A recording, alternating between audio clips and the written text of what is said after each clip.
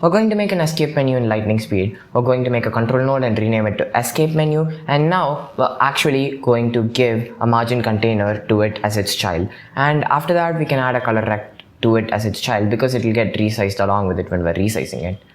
And once this is done, we take the color rect out of the box because we never needed it to be under the margin container in the first place. We're going to add an alpha value to the color because it needs to look transparent when the player is calling it. And now we're going to be adding ourselves a VBox container, and we're going to be adding two buttons, one for save and one for resume. And well, we're centering it first, and we're going to basically rename it to save and resume to reflect the changes that we made basically. And after this, we're going to add another button. Yeah, another button. Let's go. We're going to call it nothing. We're going to call it bye. Like literally bye. Because we already used exit, remember? And I'm not in the mood to change the name of my receiver function format. And well, that's it, I guess. We're nearly finished with the setup. Let's actually rename the names to fit their descriptions on the screen.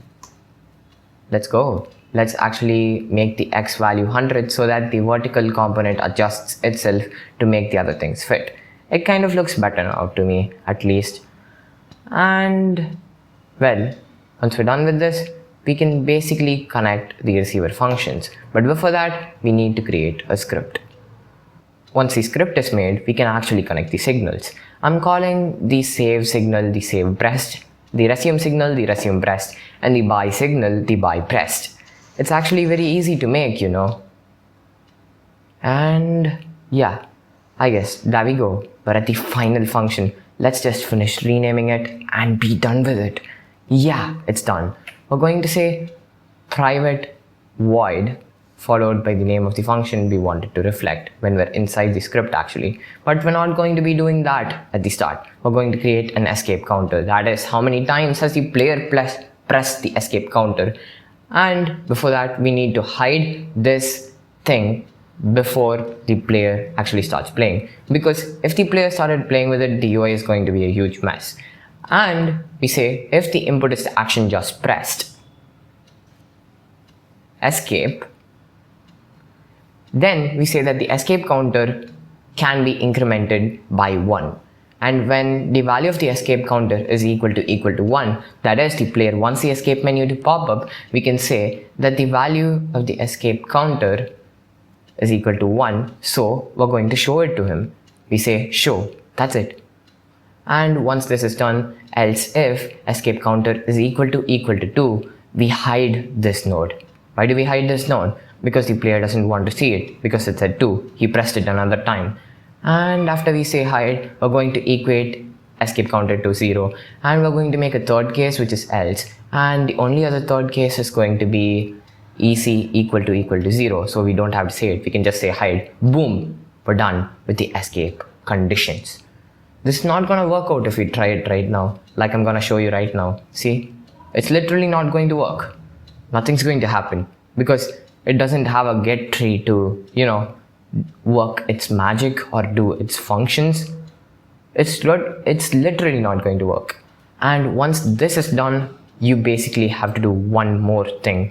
That is, you have to create a receiver function. In my case, I'm going to call the receiver function for save pressed as save. And we're going to start with bye pressed because that's literally the easiest thing to do.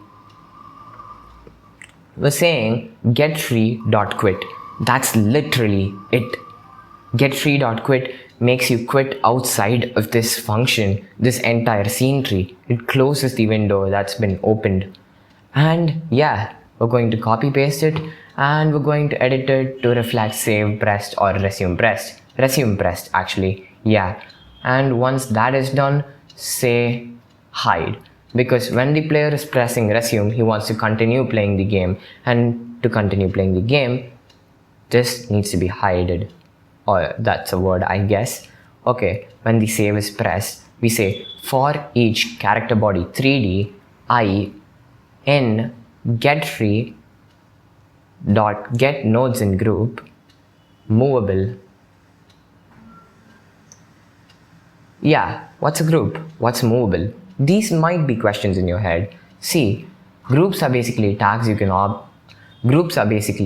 can assign to objects in Godot4, and I've assigned the tag movable to all objects that can move. So we can save the positions of all the movable objects. In case you don't know how to make a save function, I've basically made tons of tutorials on that. You can check that out. We say i.call save, which means we're calling the save function from the variable I, which is basically the movable object. Yeah, it's not going to work again because we haven't dragged and dropped it into literally anything. See, it's not working, like I told you. This works because the color rect is not, in a place where it shouldn't be. Now it should work. At least you can hover over the buttons. The buttons won't have any effect and they'll give you an error because there isn't any scene tree that you can use here. We have to add the escape menu below the player or the character 1, you may say. Once this is done, everything is done. Like, we're literally done, bro.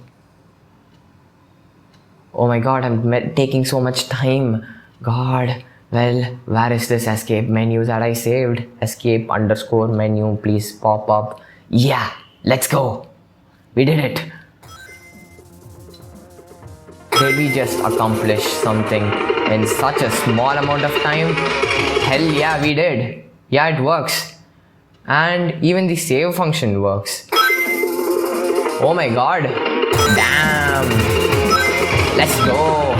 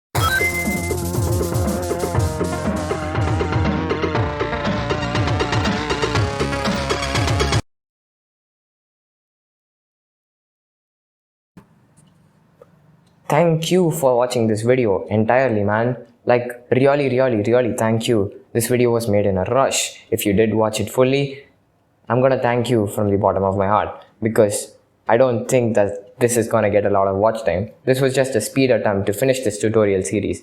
This is because I can't spend much time on doing this because I have to do something else, apparently. Yeah, thank you. Bye. Here's your well-deserved bro fist.